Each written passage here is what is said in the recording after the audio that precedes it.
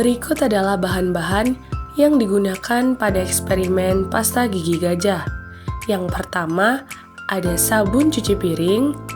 Yang kedua, ada Vanish. Yang ketiga, ada ragi. Yang keempat, pewarna makanan.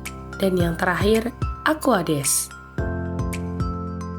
Selanjutnya, alat yang digunakan terdiri dari timbangan, labu Erlenmeyer, gelas ukur, batang pengaduk, gelas kimia, dan nampan. Langkah pertama, ukur sebanyak 30 ml Vanish cair menggunakan gelas ukur yang telah disiapkan. Mengapa kita menggunakan Vanish? Karena Vanish mengandung sekitar 5% hidrogen peroksida atau yang biasa kita kenal dengan rumus kimia H2O2.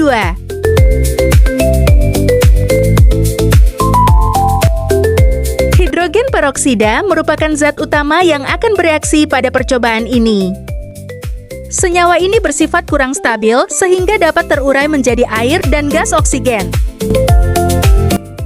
Langkah kedua, ukur sebanyak 10 ml sabun pencuci piring. Sabun pencuci piring merupakan zat yang mengandung surfaktan. Surfaktan adalah senyawa yang dapat menurunkan tegangan permukaan air sehingga udara atau gas lebih mudah membentuk gelembung yang stabil.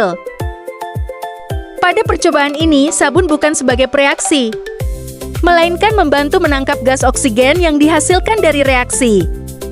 Gas oksigen tersebut akan terperangkap di dalam lapisan sabun sehingga membentuk gelembung-gelembung busa. Oleh karena itu, semakin banyak gas oksigen yang dihasilkan, semakin banyak pula gelembung busa yang terbentuk. Langkah ketiga, kita akan menimbang sebanyak 6 gram ragi.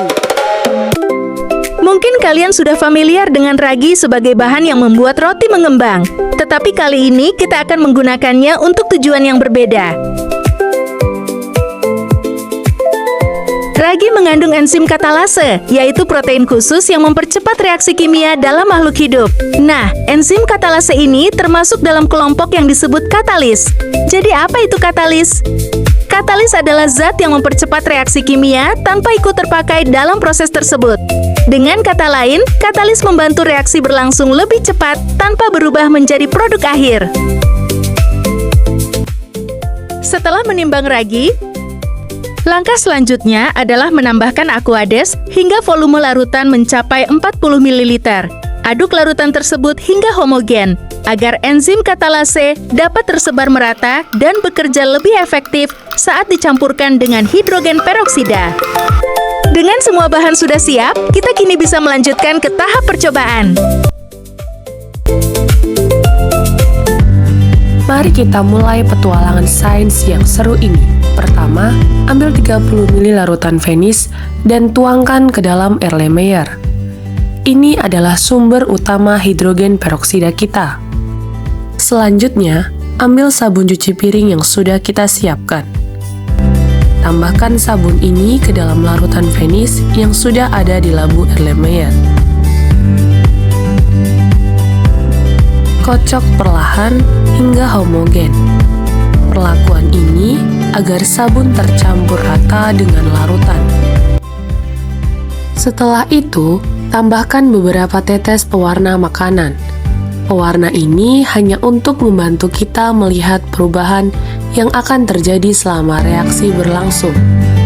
Setelah pewarna makanan dicampurkan, kocok kembali larutan hingga semua bahan tercampur dengan baik. Sekarang, saatnya yang paling menarik. Perhatikan dengan seksama ketika kita menambahkan larutan ragi ke dalam campuran. Dalam beberapa detik, lihatlah bagaimana reaksi yang terbentuk.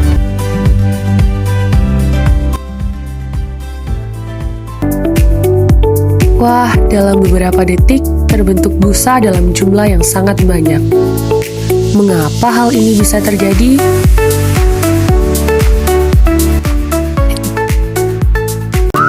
Jadi, ketika larutan ragi bercampur dengan hidrogen peroksida yang terkandung di dalam Venice, ragi yang mengandung enzim katalis langsung mempercepat penguraian hidrogen peroksida menjadi air dan gas oksigen.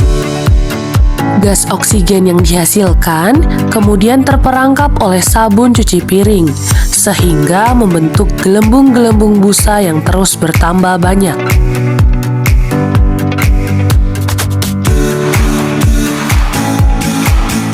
Dengan persamaan reaksi yang terbentuk, yaitu sebagai berikut.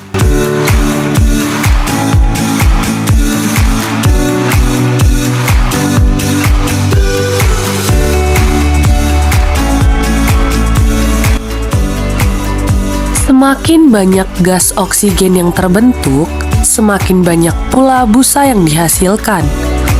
Nah, busa yang kita lihat ini bukan hanya menarik untuk diamati, tetapi juga dapat dijelaskan menggunakan konsep stoikiometri yang sudah kalian pelajari. Dari jumlah hidrogen peroksida yang kita gunakan, kita dapat menghitung massa, jumlah mol, hingga jumlah mol gas oksigen yang dihasilkan berdasarkan persamaan reaksinya.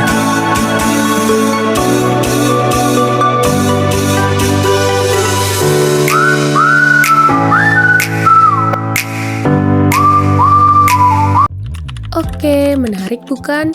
Nah, setelah kalian mengamati eksperimen tadi dan melakukannya, silakan kerjakan LKPD berikut ini. Jawablah setiap pertanyaan yang ada pada LKPD berikut ini. Selamat mengerjakan!